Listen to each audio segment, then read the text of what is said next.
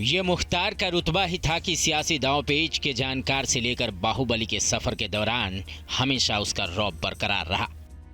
जिसकी हनक से कभी सियासत की कुर्सी हिलती थी, वो हमेशा के लिए खामोश हो गया है।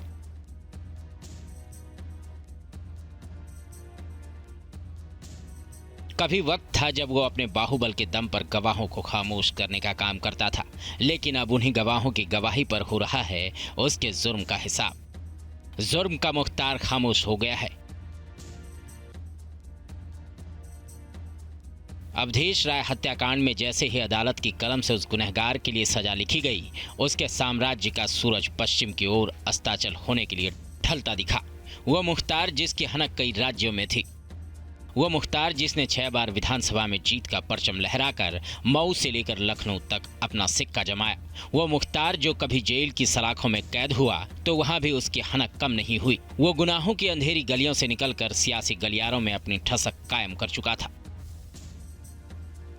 करीब 2 दशक तक सूबे की सियासत उसके बाहुबल का गुलाम रही, लेकिन वक्त के साथ कानून का चाबुक कुछ ऐसा चला कि न सिर्फ उसका सियासी सूरज अस्त हो गया, बल्कि पहली बार उस सूबे में बाहुबल पनाह मांगती दिखी। मुख्तार अंसारी साल 2002 से 2017 तक लगातार यूपी के मऊ से विधायक रहा। सबसे हैरानी की बात थी कि वह जेल से ही पर्चा भरता था और कहा जाता है कि वहीं से वो सब कुछ मैनेज करके चुनाव भी जीत जाता था। खुद को क्रिमिनल करार दिए जाने पर वह कहता था, मैं अपराधी नहीं, लोगों का मददगार हूं। उसने लोगों के बीच रॉबिन हुड की छवि बनाने की कोशिश की। 2005 में मुख्तार अंसारी के सबसे खूंखार शूटर मुन्ना बजरंगी ने बीजेपी विधायक कृष्णानंद राय की हत्या कर दी थी। हत्या को तब जिस तरह अंजाम दिया गया था, उसके बाद यह माना जाने लगा था कि उसे चुनौती देने वाला शायद कोई नहीं है। इस हत्याकांड ने मुख्तार को यूपी के सबसे बड़े डॉन के रूप में मजबूती से स्थापित कर दिया। पुलिस के मुताबिक मुख्तार अंसारी ने यूपी में कई जघन्य अपराध किए, जिनमें पुलिस वालों की हत्या भी शामिल थी। वह राज्य के कुख्यात अपराधियों और शूटर्स का गैंग बनाकर काम करता था। पुलिस के मुताबिक उसका लिंक बिहार के गैंगस्टर मोहम्मद शहाबुद्दीन से भी था। यही वजह रही कि उसने मजबूत नेटवर्क बना लिया था। मुख्तार अंसारी ठेकों से करोड़ों रुपए की मासिक उगाही करता था। कारोबारियों को भी डरा धमकाकर उनसे वसूली किया करता था। कहा जाता है कि हर उगते सूरज को शाम का मुंह देखना पड़ता है। मुख्तार के लिए यह मुहावरा सही साबित हुआ। साल 2017 में जैसे ही यूपी की सत्ता योगी आदित्यनाथ के हाथों में आई, मुख्तार के बाहुबल का दम बेदम होने लगा। कभी यूपी के आपराधिक गलियारों पर राज करने वाले मुख्तार अंसारी के लिए साल 2020 काल के रूप में साबित होने लगा था। उसी दौरान उसके खिलाफ मिशन क्लीन शुरू किया गया था। जिस तरह वह कभी लोगों में डर फैलाता था, उससे बुरी तरह पुलिस उसके गैंग के लोगों में डर फैलाने लगी थी। ये वो समय था जब मुख्तार के गुर्गों के मकानों और दुकानों पर बुलडोजर एक्शन होने लगा था। उसके एक एक अपराध का हिसाब यूं हो रहा था। 2009 में मुंबई से उसका सबसे दुर्दांत शूटर मुन्ना बजरंगी अरेस्ट किया गया था, जिसकी वर्ष 2018 में बागपत की जेल के भीतर हत्या हो गई। यह घटना मुख्तार अंसारी के लिए किसी बड़े झटके से कम नहीं था। इसी दौरान जेल के अंदर भी उसका नेटवर्क धीरे धीरे खत्म होने लगा और उसके पुराने साथी उससे दूर होने लगे। यूपी के मऊ से विधायक रह चुके मुख्तार अंसारी को कई मामलों में सजा सुनाई गई और वो बांदा की जेल में बंद था। मुख्तार की मौत पर उसके अत्याचारों से पीड़ित लोगों ने कहा है कि ये करतूत का इंसाफ है और इससे उन्हें संतुष्टि मिली है। हमको अंदर से बहुत शांति और सुकून मिल रहा है और बहुत हम अंदर खुश है। मैं हमको खुशी की आंसू आ है। खुशी से हम बहुत खुश हैं और मेरे पति की आत्मा को शांति मिला है। हम बहुत खुश हैं, बहुत जितना चाहिए उतना ही खुश है। अदालत में भी आप लोगों का मामला अभी तक पेंडिंग चल रहा है। न्याय मिलने की उम्मीद थी। हमको भगवान पे बहुत उम्मीद है और जो करते हैं भगवान करते हैं। आज भगवान ही की है तो सब हुआ है। भगवान ने न्याय कर दिया। उनकी मौत की सूचना कब आपको मिली, कैसे मिली? हमको 9 साढ़े 9 बजे करीब हमको सूचना मिली है उनके मौत का। मुख्तार अंसारी पर यूपी, पंजाब, नई दिल्ली और कुछ और राज्यों में लगभग 60 मामले पेंडिंग थे। मुख्तार अंसारी की यूपी के नोएडा, कानपुर, लखनऊ, आजमगढ़, मऊ, गाजीपुर और वाराणसी में अरबों की बेनामी प्रॉपर्टी थी।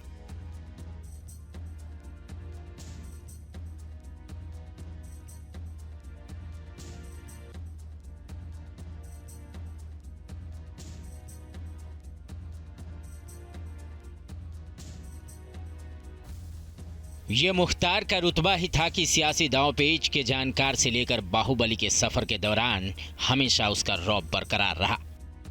जिसकी हनक से कभी सियासत की कुर्सी हिलती थी वो हमेशा के लिए खामोश हो गया है।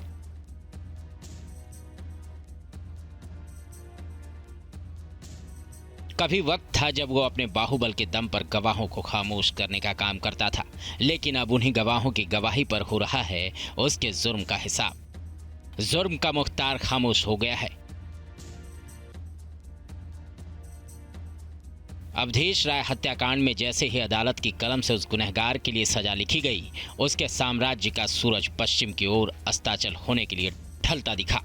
वह मुख्तार जिसकी हनक कई राज्यों में थी, वह मुख्तार जिसने 6 बार विधानसभा में जीत का परचम लहराकर मऊ से लेकर लखनऊ तक अपना सिक्का जमाया, वह मुख्तार जो कभी जेल की सलाखों में कैद हुआ तो वहां भी उसकी हनक कम नहीं हुई। वो गुनाहों की अंधेरी गलियों से निकलकर सियासी गलियारों में अपनी ठसक कायम कर चुका था।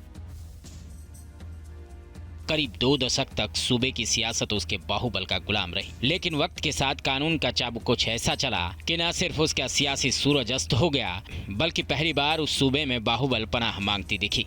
मुख्तार अंसारी साल 2002 से 2017 तक लगातार यूपी के मऊ से विधायक रहा। सबसे हैरानी की बात थी कि वह जेल से ही पर्चा भरता था और कहा जाता है कि वहीं से वो सब कुछ मैनेज करके चुनाव भी जीत जाता था।